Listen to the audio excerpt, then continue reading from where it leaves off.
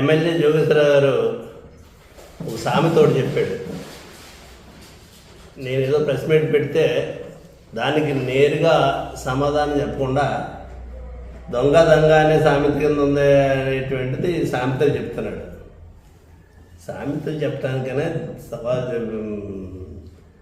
ఏదైనా మాట్లాడటానికైనా సిగ్గు బిడి ఉండాలి. మనిషికి సిగ్గులైనటువంటి విధంగా మాట్లాడటం అనేటువంటిది 4 సార్లు శాసనసభ్యుడిగా జోగేశ్వరరావు ఉండి నేను ఇక్కడ ఒకసారి కూడా శాసనసభ్యుడు చేయలేదు.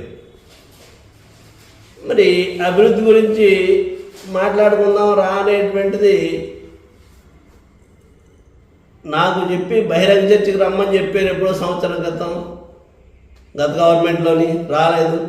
నువ్వు ఏదన్నా బహిరంగ చర్చ కావాలంటే చాలా విషయాల మీద నేను మాట్లాడతాను. నేను మొన్న కూడా చెప్పాను, బహిరంగ చర్చకి రమ్మంటే నేనున్నటువంటి టైంలో ఏం చేశాను, నువ్వున్న టైంలో ఏంటి, నువ్వు ఉంటా 15-20 సంవత్సరాల నుంచి కాదు ఒక పీరియడ్ తీసుకోవాలనేటువంటిది 2004లో కృష్ణారెడ్డి చౌదరి గారు ఎమ్మెల్యే చేశాడు. 2004లో నుంచి 9 వరకు అతనున్నాడు. 9 నుంచి 14 వరకు నువ్వు ఉన్నావు. మీరిద్దరూ పోటీ పడాలి. అంతకుముందు చేసిన ఎమ్మెల్యేతో నువ్వు పోటీ పడాలి అభివృద్ధి గురించి. ఆయన ఏం చేశాడు, నువ్వేం చేసావు అనేటువంటిది. తర్వాత రెండవది 2019 నుంచి 24 వరకు ఎమ్మెల్యేగా పనిచేశాడు. 2019 నుంచి 24 వరకు పనిచేసిన తర్వాత నేను వచ్చాను. నేను వచ్చిన సుమారు 3-3.5 సంవత్సరాలు పార్టీ ఇన్ఛార్జిగా వచ్చి ఎమ్మెల్సీగా ఉన్నాను. నేను చేసినటువంటి 2024 నుంచి 19 నుంచి 24 వరకు నువ్వేం చేసావు, 24లో 19లో 20లో వచ్చుంటాను నేను 20-21. నేను వచ్చిన తర్వాత నేనేం చేశాను అనేటువంటిది కావాలంటే మాట్లాడుకున్నారా అంతే తప్పితే నేను ఒకసారి కూడా ఎమ్మెల్యే చేయలేదు. ఇక్కడ మీరు 4 సార్లు ఎమ్మెల్యే చేశారు. సిగ్గు లేకుండా మాట్లాడదాం అంటే, అభివృద్ధి గురించి మాట్లాడదాం అంటే ఇంకా అనేక సమస్యలు ఉన్నాయి. ఇక్కడ అయిపోయినాయని అంటలేదు. గెలుపోవటములు అనేటువంటి అభివృద్ధి ఉంటే కొలమానం కాదు. ఒక్కొక్కసారి గెలవటానికి ఓడిపోవటానికి అనేక కారణాలు ఉంటాయి. ప్రజలకు వ్యతిరేకం రావడానికి ప్రభుత్వాల మీద వ్యతిరేకం రావచ్చు, వ్యక్తుల మీద వ్యతిరేకం రావచ్చు, అనేక కారణాలు ఉంటాయి. ఏదైనా డెవలప్ గురించి మాట్లాడాలనేటువంటి చెప్పింది ఏదైతే ఉందో 2004 నుంచి 2009 వరకు 10 సంవత్సరాల పీరియడ్ అది. ఎందుకు 5 సంవత్సరాలు కృష్ణారెడ్డి చౌదరి గారు ఎమ్మెల్యే ఉన్నారు, 5 సంవత్సరాలు మీరున్నారు. ఆ 10 సంవత్సరాలు ఆయన ఏం చేశాడు, మీరేం చేశాడు అనేటువంటిది కూర్చొని చర్చించుకోవడానికి ఆయన వస్తాడు. అదేవిధంగా 2019 నుంచి 24 ఆ టైంలో నేను 3.5 సంవత్సరాలు ఎంతో ఇక్కడ ఉన్నాను. నేను చర్చించుకుందామంటే రండి, అంతేగాని పనికిమాలిన సామెతలు చెప్పి జనాన్ని తప్పుదారి పట్టించేటువంటి విధంగా మాట్లాడటం అనేటువంటిది అది మీకే చెల్లింది. మీరు చేసినటువంటి అభివృద్ధి గురించి, మేము చేసిన అభివృద్ధి గురించి మాట్లాడుతూ ఉన్నారు కాబట్టి మీడియా ద్వారా మాట్లాడుకుందాం అన్నారు కదా. మీడియా ద్వారా మాట్లాడుకోవడానికి నేను సిద్ధం, మీరు సిద్ధం అయితే చెప్పండి. అదేవిధంగా 2019 నుంచి 24 వరకు నేను ఎమ్మెల్సీగా ఉన్నాను, మీరు ఎమ్మెల్యేగా ఉన్నారు. ఈ ఫీల్డ్ మీద చర్చ పెట్టండి, చర్చించుకుందాం. నేను ఒకసారి కూడా ఎమ్మెల్యే కాదు కదా ఇక్కడ. నేను ఈ 3.5 సంవత్సరాలు పార్టీ యొక్క ప్రభుత్వం యొక్క సహకారంతో ఏమేం చేశాను అనేటువంటిది నేను చెప్తాను. మీరు ఇప్పటి నుంచో 20 సంవత్సరాల క్రితం నుండి పోయినటువంటి సమస్యలు కొన్ని పరిష్కారం చేశాను, వాటి గురించి నేను చెప్తాను. నేను గతంలో కూడా చెప్పాను, కృష్ణారెడ్డి చౌదరి గారు ఏం చేయలేదు. మీకు సిగ్గు లేకుండా మాట్లాడటం కానీ 4 సార్లు శాసనసభ్యుడిగా ఉన్నారు. 1 సెంటు భూమి 4 సార్లు ముఖ్యమంత్రిగా చంద్రబాబు నాయుడు పనిచేస్తారు, 4 సార్లు ఎమ్మెల్యేగా మీరున్నారు. ఇప్పటికి 1 సెంటు భూమి ఈ నియోజకవర్గంలో పేదవాడికి ఏదైనా కొనిచ్చినటువంటి సందర్భం ఏమైనా ఉంటే చెప్పమను. చంద్రబాబు నాయుడు గారు కానీ మీరు కానీ చెప్పండి.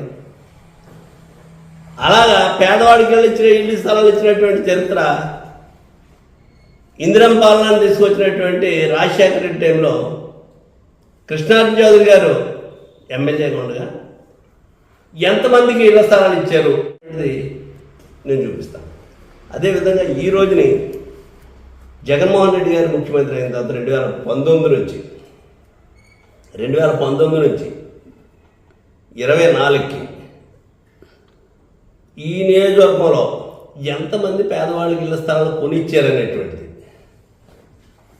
నేను చూపెడతాను. ఎంతమంది ఇల్లు కట్టారనేటువంటిది చూపెడతాను. ఆ ఇల్లు కట్టే దాంట్లో భాగంగానే దోరపొడిలో వేములపల్లి ఎన్ని ఇల్లు కట్టారు. ఈ నియోజకవర్గంలో ప్రతి గ్రామంలోనే కూడా ఈవేళ చాలామంది ఇల్లు కట్టుకుని సుఖంగా ఉన్నారంటే జగన్మోహన్ రెడ్డి గారు తీసుకొచ్చినటువంటి పథకం. ఇల్లు కట్టుకోవడం మీరు ఇళ్ల స్థలం ఇచ్చేసి ఓ పట్టాడు మొఖం మీద పాడేసి ఇల్లు స్థలం ఇచ్చారని చెప్పారు.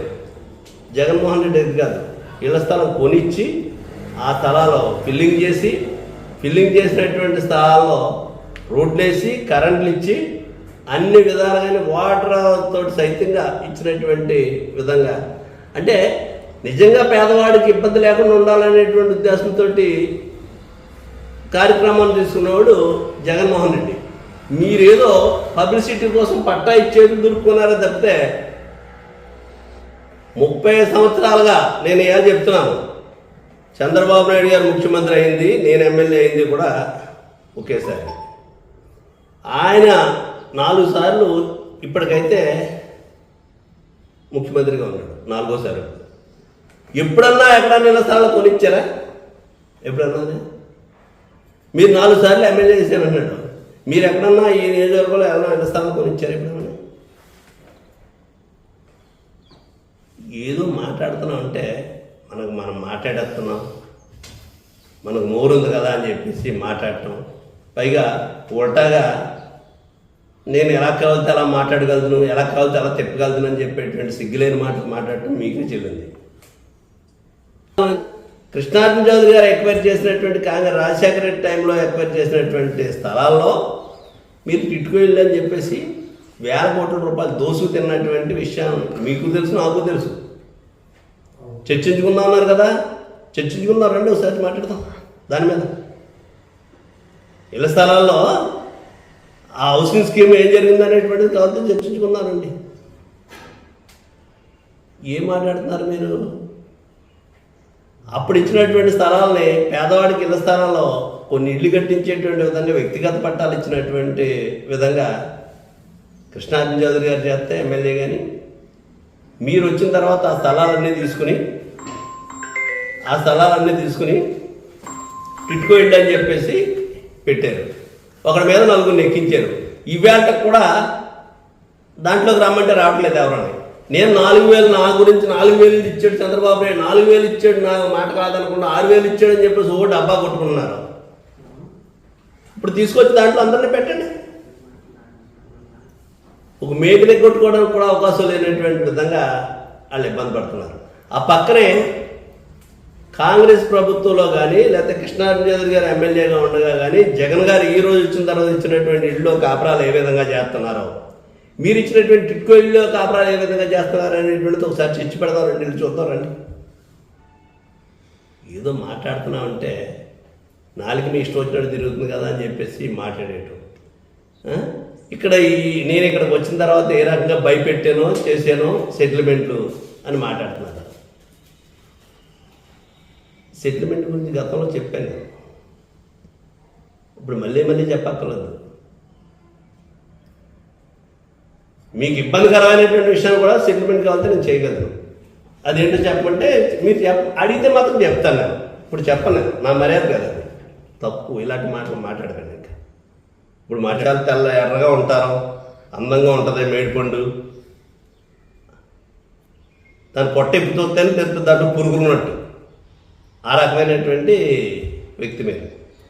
చర్చికి మీరు రమ్మంటున్నారు కాబట్టి, చర్చికి కాదు ప్రెస్ మీట్కి రమ్మని సవాల్ చేశారు కాబట్టి నేను తప్పనిసరిగా స్వీకరిస్తాను. నేను అది ఎప్పుడు ఏంటో చెప్పండి, ఇద్దరు ఒక రోజున పెట్టుకున్నాను. మీ ఇంట్లో మీరు పెట్టండి, మీ ఆఫీస్లో మీరు పెట్టండి, నా ఆఫీస్లో నేను పెడతాను.